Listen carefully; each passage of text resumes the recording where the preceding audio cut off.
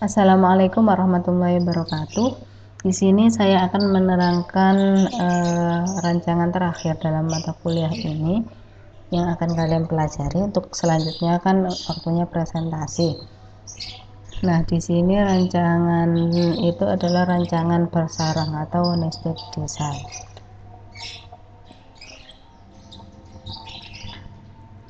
Nah, sebelumnya di sini apa sih yang dimaksud dengan rancangan bersarang? Ketika ada sesuatu yang bersarang, berarti di situ ada sistem hierarkinya. Jadi kita bisa buat pohon hierarkinya.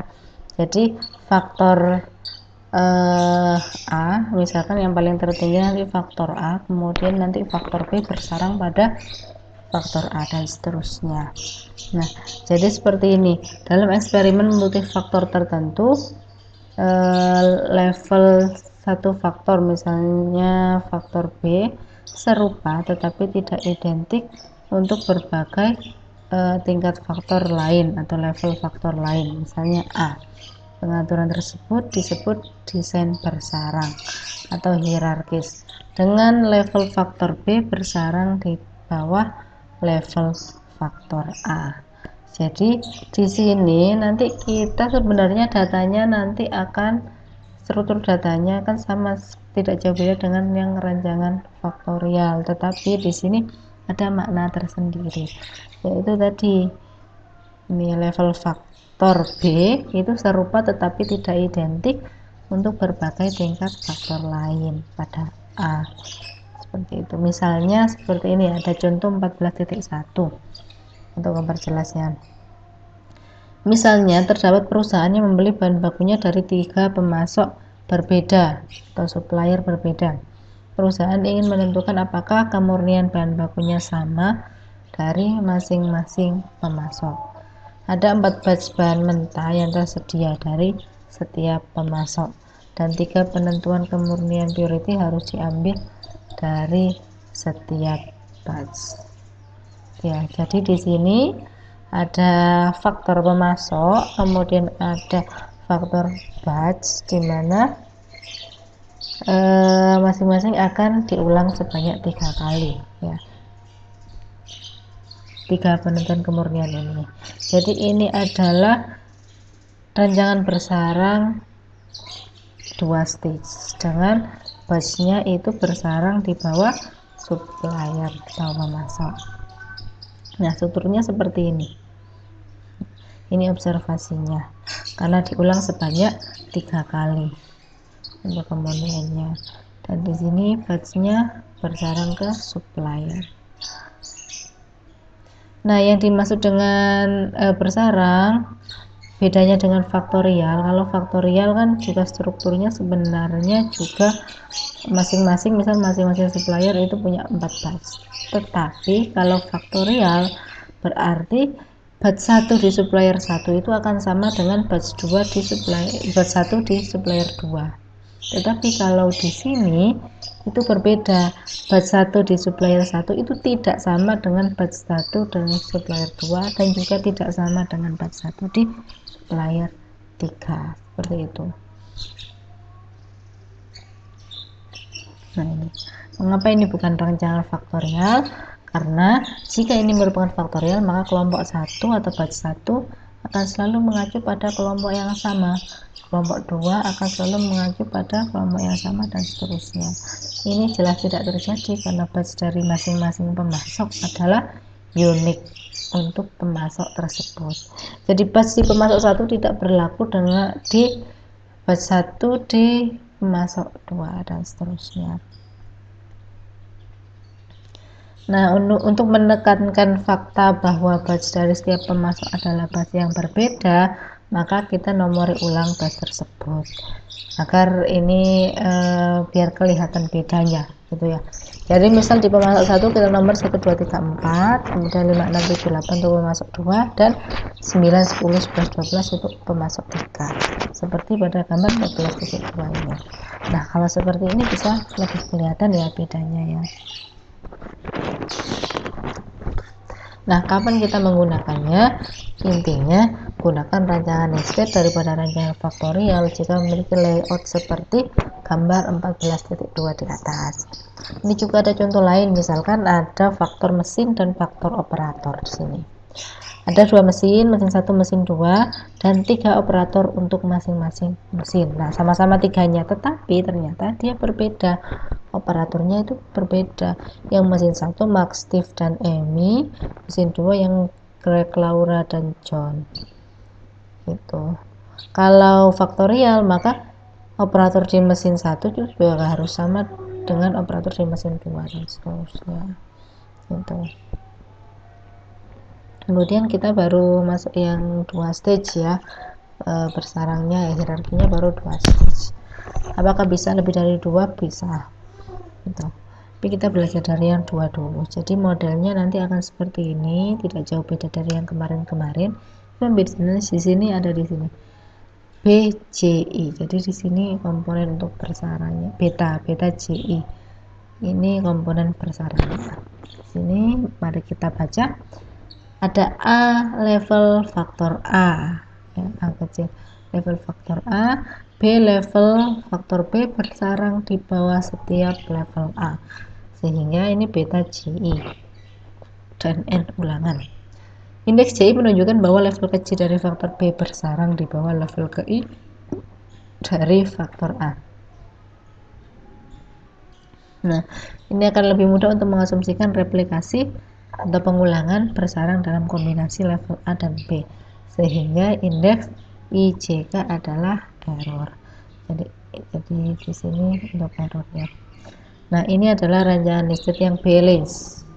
Apa yang dimaksud dengan balance? Makanya kita nanti di Minitab juga pakai yang balance ANOVA, karena ada jumlah level B yang sama dalam setiap level A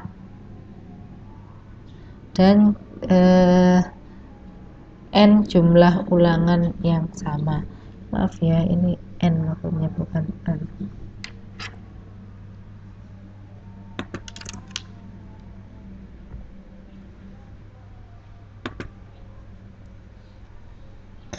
Ya, jadi di sini kita sebut balance karena ada jumlahnya yang sama. Jadi di sini jumlah level B sama dalam setiap level A.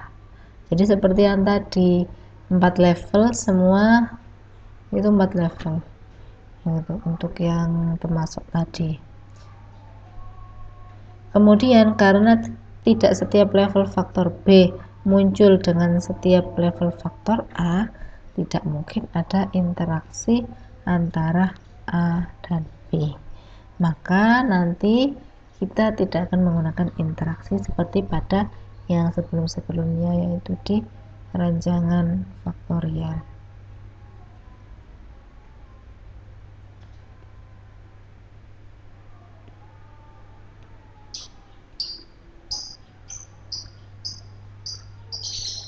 Nah, ini untuk ANOVA-nya. Perbedaannya dari yang kemarin adalah ini ada A, kemudian di sini B within A. Seperti ini. Nanti kita juga punya mean square-nya MSB dalam A. Nah, ini untuk perhitungannya.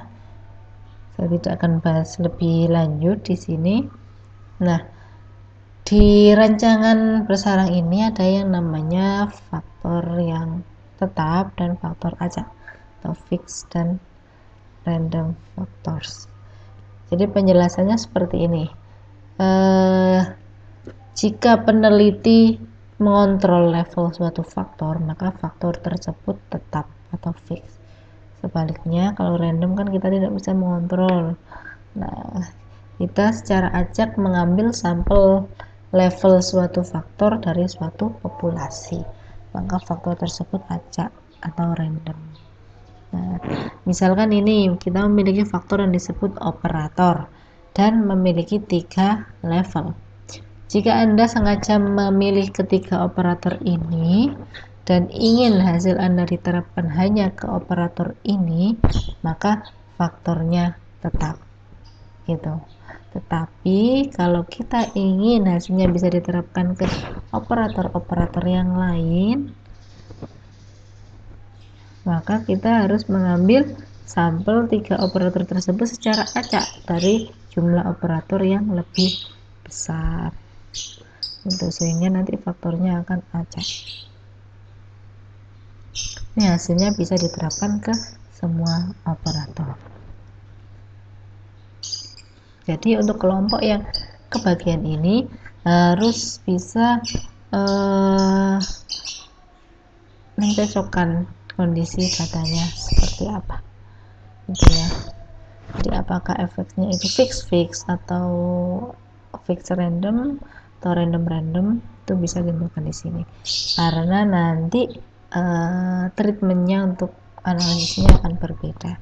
Jadi misal kasus pertama A fix B fix, asumsinya adalah efek perlakuan A nanti kalau dijumlahkan ini tau I sama dengan 0, dan juga efek perlakuan B berjumlah 0 dalam setiap level A, sehingga ini hipotesisnya pakai tau dan beta, F hitungnya masing-masing seperti ini. Tetapi kalau ada salah satu yang random, itu nanti yang bagian random itu hipotesisnya tidak lagi adalah koefisiennya, tetapi hipotesisnya adalah variansnya. Di sini bisa dilihat ya. Jadi di sini random mengikuti distribusi normal identik independen dengan min 0 dan varian sigma kuadrat beta. Ini untuk F hitungnya. Ini kalau kasusnya kedua-duanya random, nanti akan seperti ini. Kalau random maka yang ada di hipotesis adalah variansnya, karena kita ingin mengetahui variabilitasnya.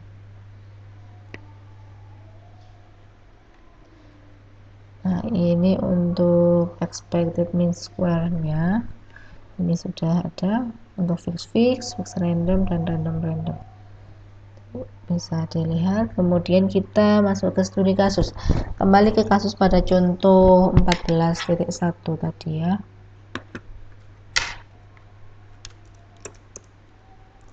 14.1, perusahaan ingin menentukan apakah variabilitas dari kemurnian atau purity disebabkan oleh perbedaan antar pemasok. Nah ini datanya perlu dilakukan pengkodean di mana responnya adalah purity dikurangi 93. Ini untuk kasus ini saja ya, bukan untuk semua data.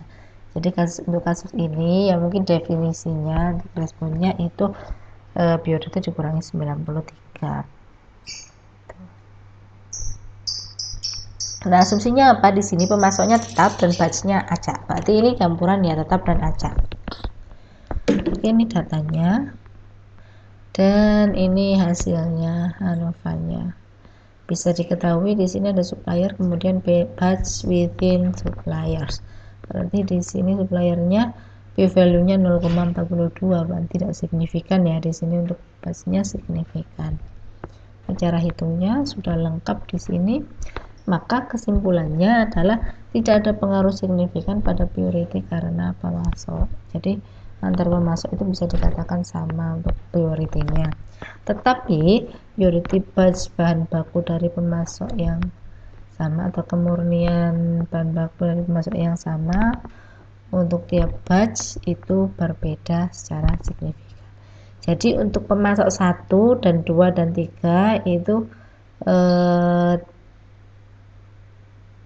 hampir sama, tetapi yang batch di tiap pemasok, batch di pemasok 1 itu berbeda secara signifikan antara batch 1, 2, dan 3, dan 4. Begitupun di batch 2 dan begitupun di batch 3. Kemudian kita juga perlu melakukan diagnostic checking atau pengecekan asumsi residual seperti biasa, hampir mirip seperti yang di regresi ya, ada normal probability plot, terus checking for outliers, sama plotting the residual versus fitted values ya. Yang ditampilkan ini hanya residual versus fitted values atau predicted values. Bisa dilihat ini sudah tidak berpola ya, sudah acak polanya, berarti dia sudah identik. Kemudian untuk supplier bisa dilihat di sini apakah ada perbedaan antara supplier 1, 2, dan 3. Ternyata juga tidak ada. Ini sesuai dengan hasil kita yang tadi ya, penyebaran residual hampir sama untuk ketiga pemasok. maka dapat disimpulkan bahwa variabilitas batch ke batch dalam kemurnian hampir sama untuk ketiga pemasok. Nah, ini untuk yang general M stage-nya ada M. Kalau stage-nya banyak berarti probability-nya ya semakin panjang. Ini hanya contoh yang 3 ya, ranjangan bersarang yang 3 stage. Jadi di sini mu tau I beta C ditambah ini gamma KIC seperti ini. Ini bisa dipelajari sendiri di textbook. Di textbook hanya mempelajari sampai yang ketiga saja, tidak sampai yang terlalu banyak, karena kalau terlalu banyak juga nanti modelnya semakin ruwet dan panjang ya, parameternya semakin banyak. Nah, analisis dan minitabnya seperti ini. Misalkan pakai data yang tadi, cara inputnya datasnya seperti ini. Kemudian untuk penomoran batchnya itu untuk di minitab ada warning seperti ini. Nested faktor ya, faktor yang bersarang itu harus menggunakan subscript set yang sama. Jadi meskipun tadi berbeda ya antara supplier 1 dan supplier 2, kita pakai nomor yang sama ya, 1 2 3 4. 1 2 3 4 ini kenapa 3 kali, karena kan diulang 3 kali. Ini juga sama 1 2 3 4 dan seterusnya. Ini harus menggunakan subscript yang sama. Jangan yang 1 2 3 4 kemudian 5 6 7, jangan pakai yang itu tadi. Yang itu tadi hanya untuk agar kelihatan berbeda. Tapi kalau input di sini seperti ini. Apakah ini berlaku untuk yang software lain? Dilihat dulu kebutuhan softwarenya mintanya seperti apa. Kalau di Minitab seperti ini harus sama. Nah, ini untuk beberapa macam modelnya. Jadi misalkan kedua-duanya fix, maka di model kita tetap tulis supplier kemudian batch dalam kurung supplier. Ini untuk menandakan bahwa modelnya adalah model bersarang atau nested. Kemudian yang kedua itu fix random, maka tetap modelnya seperti ini, meskipun yang random juga tetap seperti ini untuk menandakan ini adalah model yang bersarang. Kemudian random faktornya itu ini kan fix random, yang random adalah batch, maka yang batch kita masukkan ke sini. Ketika dua-duanya random, maka modelnya tetap sama, dan random faktornya kita tuliskan dua-duanya ada supplier dan juga batch. Kemudian apabila kita klik graph, ini mungkin bisa ditampilkan tadi ya, untuk yang diagnostic checkingnya terserah mau individual plot atau 4-in-1. Misalnya pilih 4-in-1 akan lebih simpel dan praktis. Kemudian ketika ingin memunculkan plot yang tadi yang residual versus supplier, maka kita bisa tambahkan di sini supplier, kita isikan supplier di sini. Kemudian jangan lupa kita harus mencentang ini di option. Kita harus centang use the restricted form of the model, karena model kita adalah model tanpa interaksi. Kalau tidak dicentang nanti ada interaksinya, nanti akan salah gitu. Dan ini adalah outputnya sama persis seperti yang di atas. Ini batch suppliernya bisa dilihat, ini fix random dan ini hasilnya. Di sini normal probability plotnya ini sudah normal ya sepertinya, karena ini sudah berhimpit di garis merah. Kemudian ini sudah random, berarti menandakan dia ini identik. Kemudian ini juga random, polanya menandakan residualnya itu independen.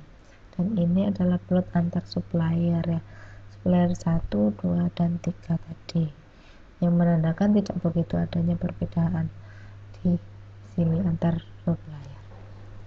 Sekian untuk yang ini, bisa dipraktekkan, jadi tidak ada tugas untuk yang ini, jadi langsung saja dikerjakan untuk presentasi minggu depan. Nah, untuk absensi bisa diisi nih ya, bit.ly absen kuliah. Jika ada pertanyaan bisa ditanyakan di form tersebut juga. Ya, sekian, terima kasih, mohon maaf jika ada kekurangan. Wassalamualaikum warahmatullahi wabarakatuh.